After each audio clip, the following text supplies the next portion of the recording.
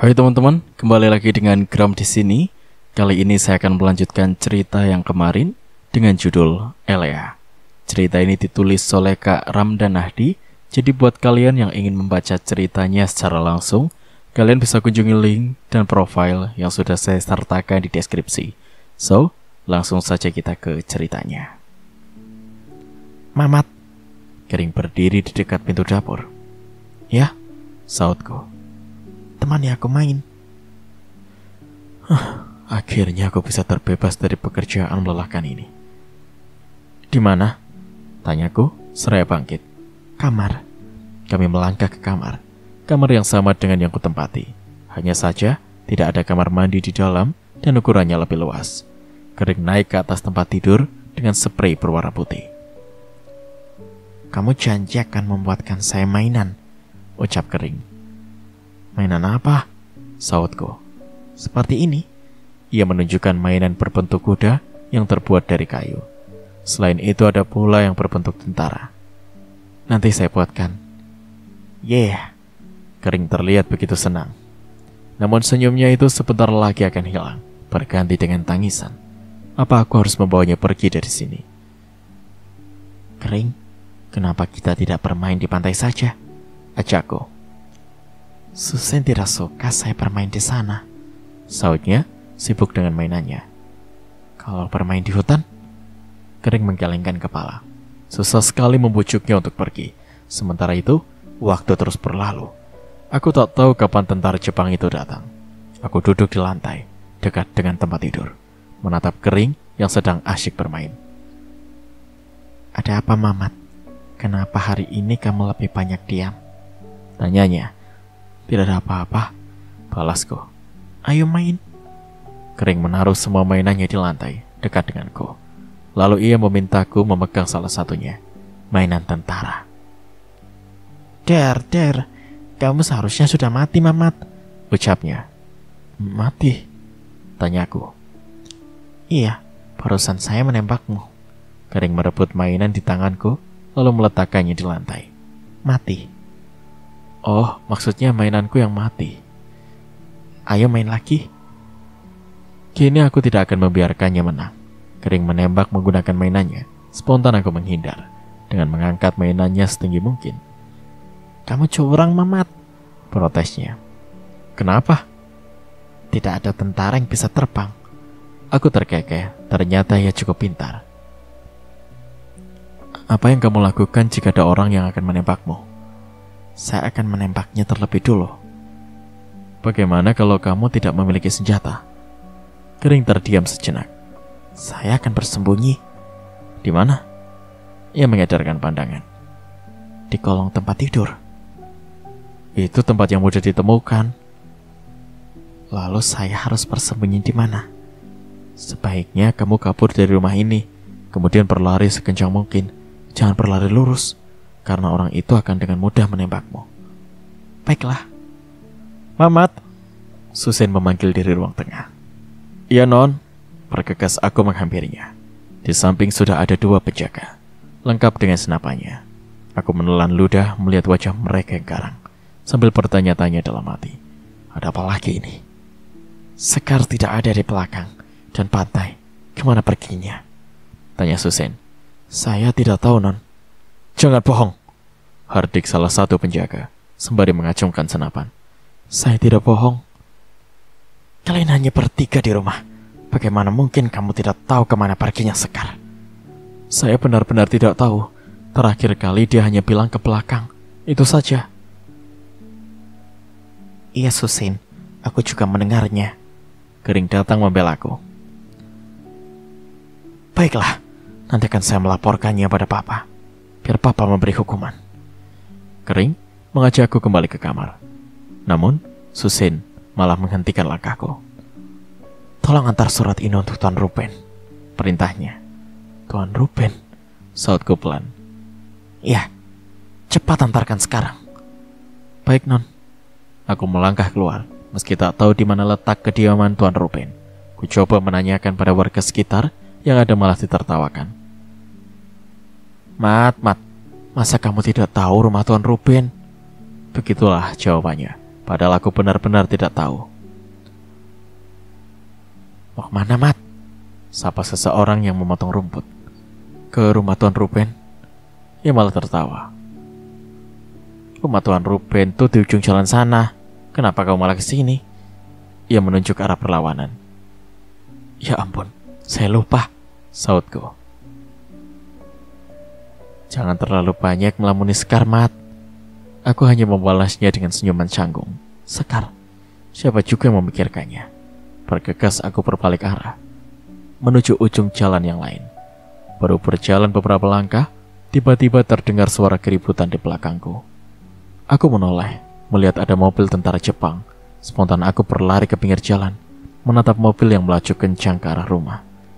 "Kering," gumamku seraya berlari ke arah rumah. Namun tiba-tiba ada yang menarik tanganku. Kutatap wajahnya. "Sekar."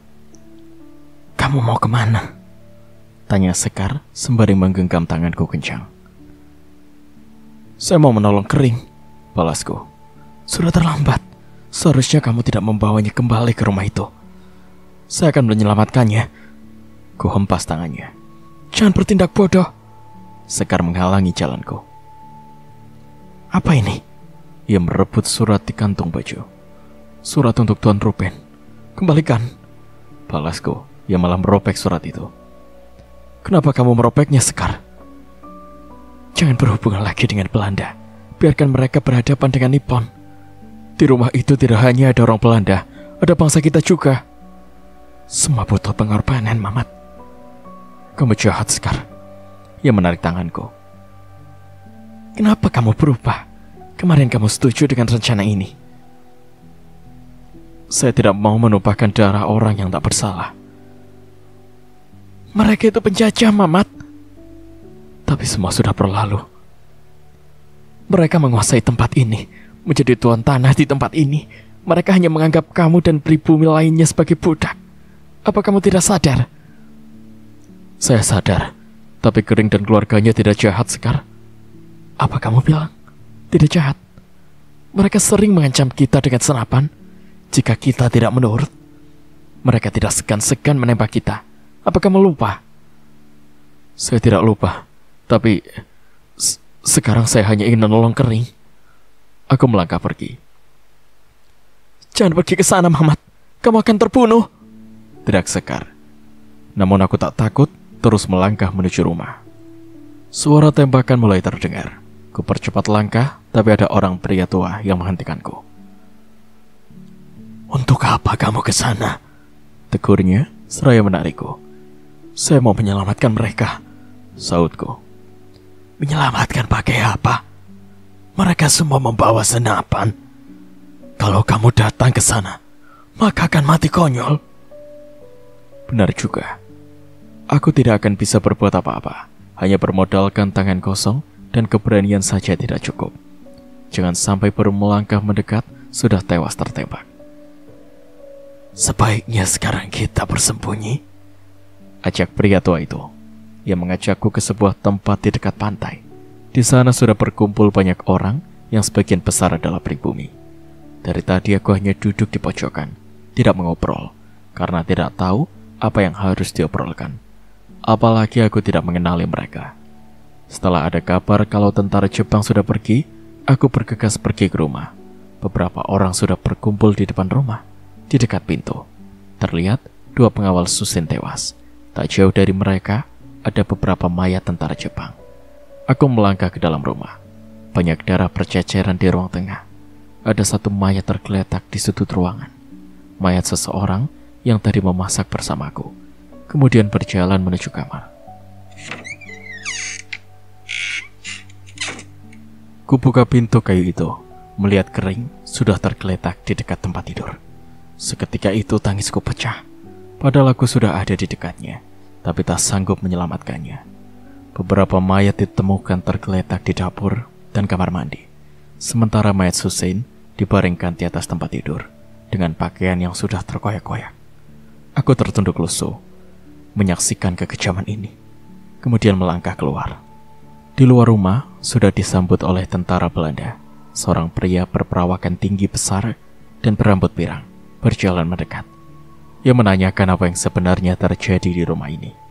Kali ini, aku terpaksa harus berkata jujur. Kalau semua yang terjadi karena ulah Sekar. Ia yang melaporkan pada tentara Jepang. Seorang tentara Belanda berdiri di belakang dan mengikat tanganku. Lalu, ia memintaku untuk duduk di teras, tak boleh bergerak. Berkali-kali aku menundukkan kepala, karena tak kuat melihat mayat yang diseret keluar rumah. Mayat-mayat itu sengaja ditumpuk di halaman depan, kecuali mayat Kering dan Susin yang dibaringkan di teras di sampingku. Tak lama kemudian, seorang pria Belanda datang. Ia menangis kencang saat melihat keadaan Kering dan Susin. Sepertinya ia adalah Papa, ayah dari Kering dan Susin. Ia marah besar kepadaku karena tak bisa menjaga kedua anaknya. "Bagaimana kamu bisa selamat, Mamat?" tanyanya. Susin meminta saya untuk mengantarkan surat pada Tuan Ruben." "Apa itu benar?" Ia menatap seseorang yang berdiri di dekatnya. "Tidak," balasnya. Sudah bisa dipastikan kalau ia adalah Tuan Ruben. "Apa kamu berbohong?" tanya Papa. Di saat bersamaan, salah satu tentara Belanda sudah menodongkan pistol. "Saya tidak berbohong, Tuan. Saya memang berniat mengantarkan surat, tapi tentara Jepang sudah lebih dulu datang, jadi saya bersembunyi," jelasku. "Kalau begitu, kemana suratnya?" "Terjatuh saat saya melarikan diri ke pantai." "Bawa dia ke belakang," perintahnya. Dua orang tentara Belanda membawaku ke hutan belakang, dalam keadaan tangan masih terikat. Kemudian, mereka memintaku untuk berlutut dan menundukkan kepala. Perasaan ini sudah tidak enak. Apakah mereka akan menembakku dari belakang? Cukup lama aku berlutut di sini, tapi tak terjadi apa-apa. Sampai terdengar suara wanita berteriak. Spontan aku mengangkat kepala, melihat Sekar sedang diseret ke arahku. "Mamat berbohong, Tuan," teriak Sekar. Tentara yang berdiri di belakang memintaku untuk kembali menundukkan kepala. Kini aku hanya bisa mendengar suara jeritan Sekar, meski sudah tahu apa yang akan terjadi selanjutnya. Sesuai dengan apa yang dikatakan Elea, setelah disiksa, tubuh Sekar digantung tepat di pohon di hadapanku. Seorang tentara menjambak rambutku dari belakang, hingga kepalaku menengadah. Ia seperti memaksaku untuk menyaksikan kematian Sekar. Setelah tubuh Sekar tak bergerak, Papa berdiri di depanku. Ia menatapku dengan wajah merah padam, kemudian mengacungkan pistol ke kepalaku. Aku bisa merasakan sakit yang teramat sangat saat timah panas itu menembus kepala ini. Tubuh ini langsung roboh. Tak lama kemudian, pandangan berubah menjadi gelap. Aku terbangun dengan kepala pusing sekali, kemudian bangkit dan duduk di ujung tempat tidur. Baru kali ini merasakan mimpi yang sangat nyata. "Kak Al," panggil Elea. "Masuk," sautku. "Pintunya dikunci." Aku lupa kalau pintunya masih dikunci. Kemudian bangkit dan membuka pintu. "Kenapa wajah kakak begitu?" tanyanya. "Kepala kakak pusing, El." Aku duduk di tempat tidur. "Apakah kakak habis bermimpi sesuatu?" Elea menatap wajahku. "Iya, mimpi yang aneh." "Mimpi apa?" Aku menceritakan mimpi tadi. "Itu bukan mimpi, Kak," komentar Elea. "Hanya orang-orang tertentu saja yang bisa melakukannya." "Memang itu apa, El?" "Tempat yang seharusnya tidak dimasuki oleh manusia." "Maksud kamu?" Aku benar-benar tak mengerti ucapannya. "Itu adalah dimensi waktu, Kak." "Dimensi waktu?" "Dimensi di mana kakak bisa kembali ke masa lalu. Kakak bisa menjadi bagian dari masa lalu, tapi tidak bisa mengubahnya." Benar, padahal aku sudah mencoba menyelamatkan Kering, tapi tidak berhasil.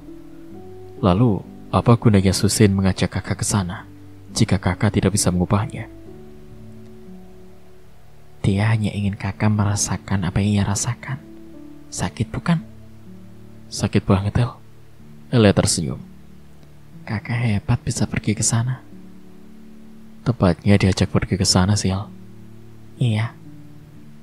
"Apa kamu pernah pergi ke sana juga?" "Belum." "Kenapa?"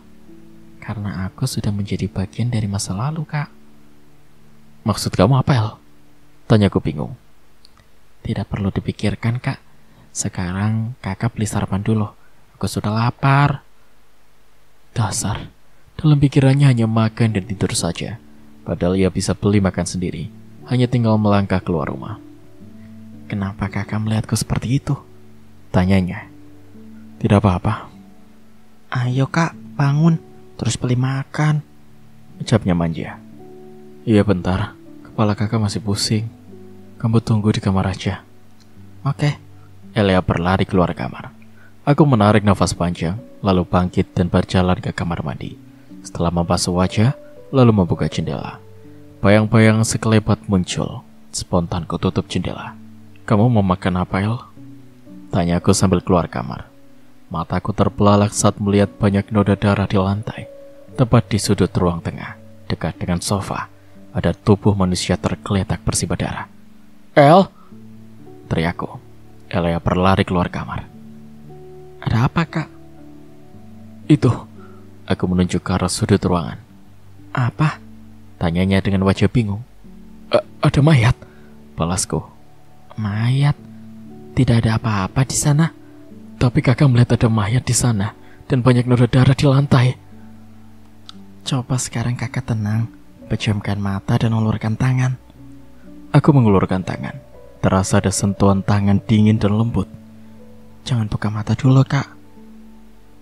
Coba bayangkan kondisi rumah saat pertama kali kakak datang ke sini. Perintah Elea. Aku mulai membayangkan kondisi rumah saat itu. Sudah, sautku. Sekarang kakak buka mata. Aku membuka mata. Melihat kondisi ruang tengah sudah berubah seperti semula. Kenapa tadi bisa begitu, El? Sepertinya ada bagian dari masa lalu yang terbawa sampai sini, sehingga kakak bisa melihat bagian itu. Tolong bilang Susen, jangan ajak kakak ke sana lagi. Dia bilang tidak, kak, karena kakak hanya bisa pergi ke sana 1 kali. Bagaimana kalau lebih dari 1 kali? Ada kemungkinan kakak tidak akan bisa kembali. Terus badan kakak gimana? Badan kakak bisa dikuasai oleh makhluk lain. Serem. Iya. Kamu belum jawab mau makan apa, El? Terserah. Jawaban yang sungguh tidak membantu sama sekali. Aku melangkah keluar rumah. Kali ini sedang malas memesan online. Lingkungan di luar rumah sangat jauh berbeda dengan zaman dulu. Kini hanya tersisa 1 rumah Belanda saja. Sementara yang lain sudah berubah menjadi rumah modern. Aku melangkah ke arah kanan. Entah kenapa masih penasaran dengan rumah Tuan Ruben. Apakah rumahnya masih ada? Jika iya, seperti apa bentuknya sekarang? Lelaki di mimpi itu bilang rumahnya berada di ujung jalan ini. Setelah berjalan cukup jauh, aku bisa melihat ada bangunan dengan atap yang tinggi. Bangunan yang mirip dengan rumah Belanda. Hanya saja sudah sangat tidak terawat. Aku berdiri tepat di depannya. Hawanya sungguh berbeda. Lebih mencekam dari tempat tinggalku. Mungkin karena sudah lama terpengkalai. Semakin lama menatap rumah itu, kepala ini terasa pusing. Kuputuskan untuk pergi. Mamat! Ada seseorang yang memanggil nama itu saat aku berbalik badan. Bulu kuduku meremang, merasakan ada seseorang yang berdiri di belakang. Aku menoleh sedikit. Mau apa kamu kesini? Hardik seseorang berwajah pucat. Spontan aku terjungkal kaget. Aku hanya berani menatap pakaiannya saja. Persis dengan yang digunakan papa di dalam mimpi. Pakaian serba coklat yang lusuh, kotor, dan banyak bercak darah. Aku bangkit dan berlari. Namun ada sesuatu yang menubruk dari belakang, hingga membuat wajahku menghantam tanah. Pingsan. Dik! Ada seseorang yang menepuk pipiku pelan. Saat membuka mata, sudah ada seorang kakek di hadapanku. Saya di mana? Tanyaku linglung. Kamu di rumah kakek. Tadi kakek lihat kamu tergeletak di dekat rumah Belanda. Memangnya sedang apa kamu di sana? Saya hanya lewat saja, kek. Lalu bagaimana kamu bisa pingsan? Mungkin karena belum sarapan. Kamu minum dulu. Kakek itu memberiku segelas teh. Teh manis sangat. Setelah meminumnya, kepalaku sudah agak enakan. Tak lama kemudian, seorang nenek berjalan mendekat sembari membawakan singkong goreng. Maaf, nenek cuman punya ini, ucapnya seraya menaruh piring di dekatku. Ku ambil satu, lalu memakannya. Kakek baru pertama lihat adik. Apa adik warga baru di sini? Tanya kakek. Iya, saya baru pindah beberapa hari lalu. Balasku. Adik tinggal di mana? Di rumah Belanda. Rumah Belanda yang mana?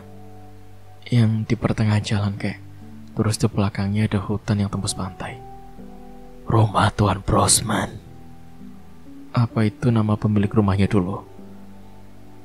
Iya, dia adalah tuan tanah di sini semasa penjajahan Belanda. Apa kakek sudah pernah bertemu dengannya? Pernah. Apa kakek kenal dengan Mamat? Mamat? Salah satu pekerja di rumah itu. Dari mana dia tahu Mamat? Bahkan kebanyakan orang-orang di sini tidak ada yang mengenalnya. Saya sempat bermimpi tentang Mamat dan Sekar. Jangan sebut nama wanita itu, Dek. Kenapa, kek? Tanyaku bingung. Dia adalah pengkhianat. Gara-gara ulahnya, Tuan Brosman tidak lagi percaya dengan pribumi, sehingga hidup kami menjadi sengsara. Sama saja dengan Mamat, bukan? Mamat bukan seorang pengkhianat. Dia tewas oleh tentara Jepang saat menjaga rumah itu. Jadi dia tidak tewas dibunuh oleh Tuan Brosman? Tidak. Berarti mimpiku semalam berbeda dengan yang sebenarnya terjadi. Lalu apa maksudnya dengan dimensi waktu yang Elia sebutkan? Astaga, Elia. Batinku saat namanya terlintas di pikiran. Ia pasti sudah menunggu di rumah dengan perut lapar. Bergegas aku bangkit. Adik mau kemana? Tanya kakek itu. Saya harus pulang, kek. Adik saya menunggu di rumah. Mari kakek antar. Tidak usah, kek. Ya sudah. Dari sini adik hanya tinggal berjalan lurus sedikit. Nanti sudah bisa melihat rumah Tuan Ruben. Ucap kakek itu. Baik, kek. Langsung pulang. Jangan melirik rumah itu. Iya, kek. Makasih. Aku melangkah keluar rumah. Kemudian jalan sekitar 50 meter dan berbelok tepat di depan rumah Tuan Ruben. Tak sedikit pun menoleh ke arah rumah itu. Sebelum kembali ke rumah, aku membeli beberapa potong roti dan susu kotak di warung dekat rumah. El, panggilku saat masuk ke dalam rumah. Tak ada jawaban. Aku mengecek ke kamar pun kosong. Kemana perginya anak itu? Elia, teriakku. Masih tak ada jawaban. Apa mungkin ia pergi ke pantai? Aku melangkah keluar.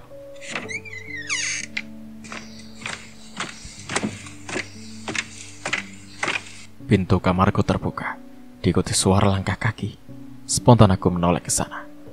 El, ucapku sembari berjalan ke kamar. Jangan jahil, El. Kubuka pintu kamar lebar-lebar. Tak ada seorang pun di dalam. Hanya jendela kamar yang terbuka. Perasaan aku sudah menutupnya. Pintu lemari terbuka. Kakak, Elia keluar dari sana. Kamu kenapa di dalam lemari? Aku takut, Kak. Takut kenapa? Ada sosok mengerikan datang. Mengerikan? Elia menjerit ketakutan, lalu kembali bersembunyi di dalam lemari. Ada apa, El? Tanyaku bingung. Di belakang kakak, sautnya. Aku menoleh ke belakang. Terlihat ada sosok yang berdiri di luar jendela, sosok yang menyerupai tentara Jepang. Wah! Sontak aku pun berteriak melihat penampakan itu. Kemudian membuka pintu lemari dan berniat masuk ke dalam. Tidak muat, Kak Al, protes Elia. Iya juga, lemarinya hanya cukup untuknya saja.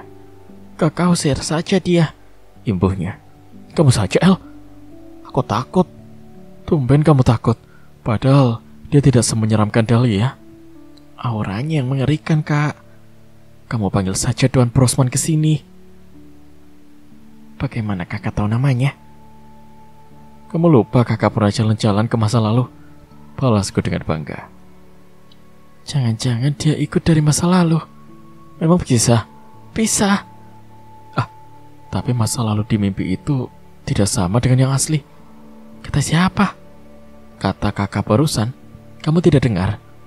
Dari mana kakak tahu itu tidak sama? Soalnya tadi kakak bertemu dengan seorang kakek yang pernah hidup di masa penjajahan Jepang.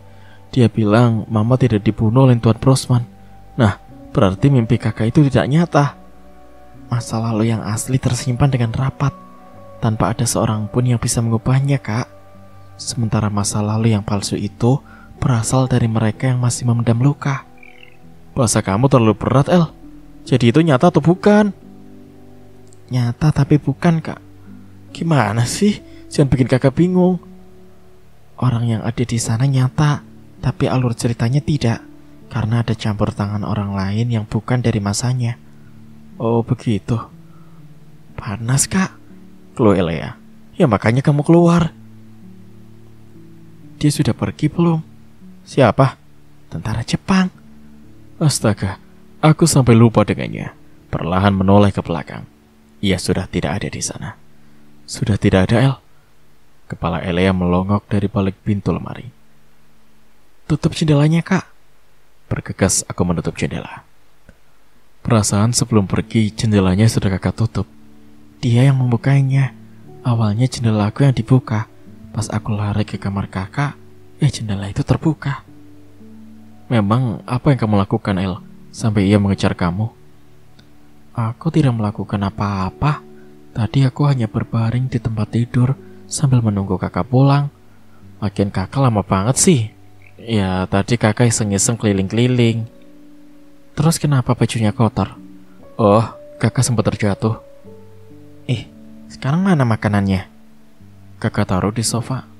Elea berlari keluar. Kok cuma roti? Teriaknya. Aku pun menghampirinya.